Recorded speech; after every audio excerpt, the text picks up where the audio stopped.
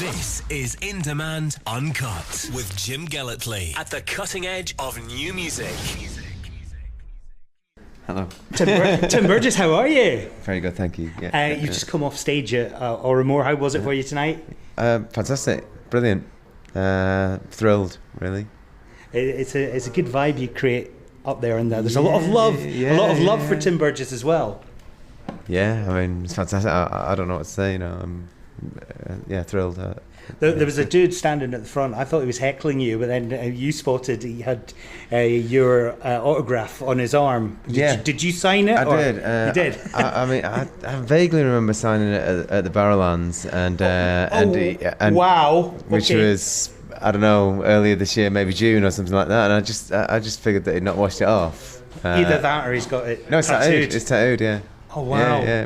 And it's quite big. It's quite, I don't know, covers his whole arm, which is dedication, I suppose. Yeah. Would you have signed it differently if you'd known he was going to tattoo it permanently on? Well, no, because it is my signature. Yeah. So. But it's huge. It's like it covers all of his arm. Yeah, mate, I might have done it. Yeah, a little bit. Maybe a bit smaller, but. The new album, Oh No, I Love You, sounds brilliant, but it's taking you like 9 years to do a second solo album. How come the big break? Obviously, you've got other stuff to do. Yeah.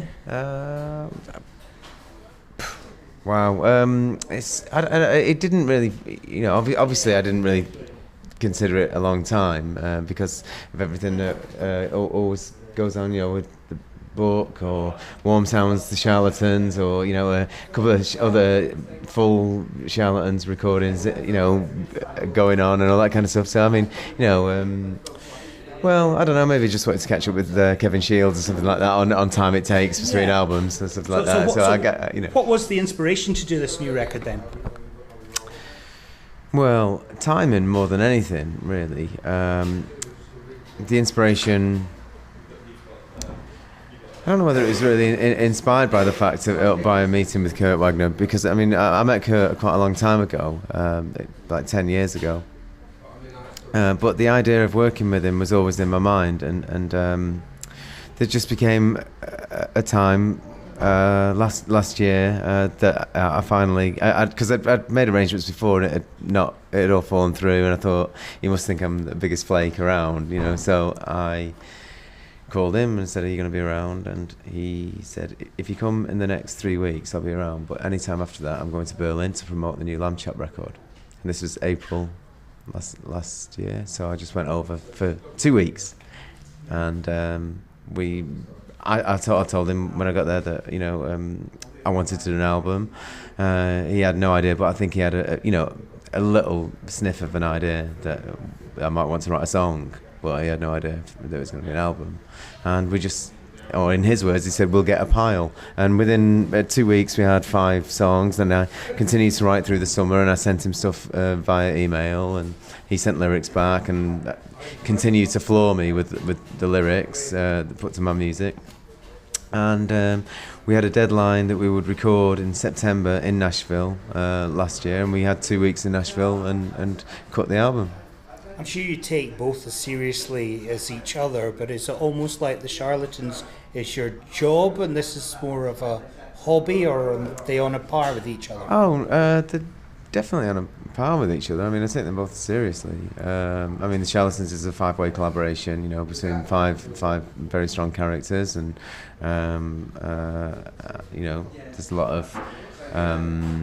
there's a lot of history, and we know how to push each other's buttons, and sometimes it can take a long time for something to get going, but once it gets going, it's like a big boulder, it just gets bigger and bigger and bigger. And we intend to start that ball rolling next year. With the thing with Kurt, it was just a kind of like, the excitement that you get when you meet a friend, and you just, sparks fly, and, we're completely different people from each other. I'm, obviously brought up in Manchester, kind of scally from Manchester, kind of, done good, hopefully. And he's got 2 degrees in fine art. Wears a cowboy hat, and it kind of. Can I just jump into the craziness because somebody's going to kill me? All right. This year on that, so it's really good. book signing. This is the book. This is telling stories. A record label. Wow. Yeah. Was that a real challenge? He encouraged me to do it. That's Nick. Just coming to get you to sign some stuff. Nick encouraged me to do it, and Nick. Stand up tomorrow at the gig. And Nick's doing some stand up tomorrow at the gig. Yeah, he's kind of like multitasking. I thought he was just the dude that sells your merch. No, does he? Yeah, no, he's like tour managers in Ireland, merch, Tim Peake's owner. Jokes, and okay. No, Nick persuaded me, and also Nick from Factory Floor, a great band from London, Factory Floor, and Jim Spencer, the engineer who has recorded a lot of Charlatans records. It's the four of us, and we sometimes I think you get. A great combination when people meet and you have to wait for that time, and that time happened, and I was producing bands like Hatcham Social and they were putting records out, but there's other bands that I wanted to produce, and thought, what's going to happen now with this great record? Maybe I can, instead of giving 60% of my time, give 100% of my time and put it out, as opposed to just recording it and giving it away and letting it disappear. And so what's it like wearing the other hat? Good question. But because I would imagine you'll have had your run-ins with record labels in the past, so actually running your own label, I would imagine you maybe do it differently from due to the experiences you've had. Yeah, no, well, it's a very small label, and it's a 7-inch label. Mostly from small acorns grow great oaks. Well, exactly, because we put out an album by our Stevie Moore, which was like a huge thing for me. I've just been looking at Facebook, and our Stevie Moore's doing a record now with Jason Fortner, who's another hero of mine. That was just phenomenal. That it came from June of doing it June last year.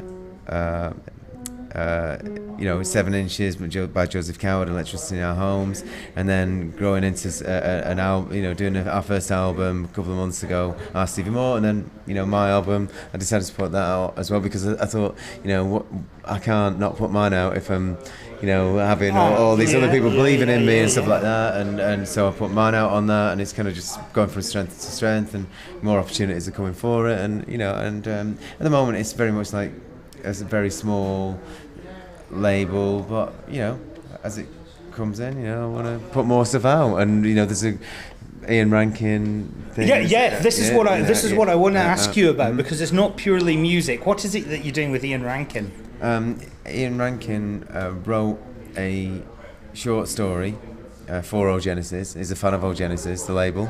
And I met him at the Edinburgh Festival, and I asked him just whether he would write something for us. So he's written a 7-page long story, or 9-page long story actually, and it's going to be read by Craig Parkinson, who played Tony Wilson in Control, amongst other things. He's also a friend of mine. I got him to read it the other day, so it's just been put together now. We're going to put it out as an MP3 before Christmas. It's going to have an O Genesis number. We use catalogue numbers as a homage to Factory Records. That was like our little, manifesto at the beginning. It was like we had to have the catalogue numbers, and we had to have landscapes, and that's kind of changing and evolving now. But that's how it started off. That was my little thing, and it's just growing and changing all the time. But that's just one thing that I don't think anyone else would really do. It makes there's going to be a full release of the Ian Rankin record. It'll be a 12-inch, and it'll come with his story, and it'll be in a book like this, probably maybe a little bit half the size, but that'll be the only way that you'll be able to get maybe something like this. But with 9 pages in it, and words and his words, and it will come clamped or stamped or attached to a 12-inch where you'll be able to hear it, and you'll be able to be the only place you'll be able to buy the Ian Rankin pamphlet book, short story. It's going to be a great thing, now, I think. The last time I spoke to you were just about to play a gig with the Charlatans in Dunfermline. Right. Alhambra? The Alhambra, I think it was, yeah. And you're going back to play PJs on the 1st of November. Yeah. So that's going to be good. So you've done Aberdeen and Glasgow this time round, then coming back at the start of next month. But I also remember speaking to you at the time about the remix that appeared on the David Lynch Foundation album. Yeah, the Factory Floor remix of The Only One I Know. Which ties in nicely to the whole Tim Peaks. And look, I got myself a mug. Yes, isn't that brilliant? very good. Tim Peaks Diner, obviously inspired by Twin Peaks. Yeah, of course. But it's something that came about via a tweet. What's the story behind Tim Peaks? Because it is actually a coffee. Yeah, well, I'll tell you exactly what happened. About a couple of years ago, I opened a Twitter account like everybody did, and got myself a few followers. And I would post out charlatans, information and my favourite videos on YouTube and stuff like that, and got a decent response. But then one morning I just posted, "Would anyone like a coffee?" And I just got, I don't know, hundreds of responses asking for Americanos. Obviously, metaphysical Americanos, and flat whites, and and I would jokingly say, well, the cream and sugars at the end of the counter, and come back to run out of this, run out of that, or whatever, and it just grew and grew and grew, and I had to get a name for it, and I thought of David Lynch and Twin Peaks and the fantastic Double R Diner in that program. And I decided to call it Tim Peaks, and then someone approached me to make a coffee, and I thought, well, I have to give the David Lynch Foundation, David Lynch Foundation for World Peace, I should call it, some money from first of all it had to be fair trade, and then secondly money had to go to David Lynch, so. And the foundation, not actually David Lynch, but the foundation. Everyone loves the coffee. What can I say? It's like fantastic. It's like, I even mentioned something on stage tonight. I think it's like it's all about coffee now. It's just there. So I mean, wow! All these different things. Yeah. What next for Tim Burgess? Well, definitely more stuff on the label. The Ian Rankin, definitely. Christmas. I'm putting out. I don't know whether you're familiar with the band Seahawks. Right. Yeah. Pete Fowler, the guy who does Furry Animals artwork, he's also in a band, and he does remixes, and he has remixed a track on the album called Again. It's called Stoned Alone Again, and that's coming out as a 12-inch only on Genesis in mid-November. Ian Rankin December. Next year it's going to be writing the Charlatans album. Hopefully doing some more dates with this. Yeah. Brilliant. Well, Tim, thank you very much. Thank you very much. Let's hear White right now. It's Tim Burgess on In Demand Uncut. Thanks so much. In Demand Uncut.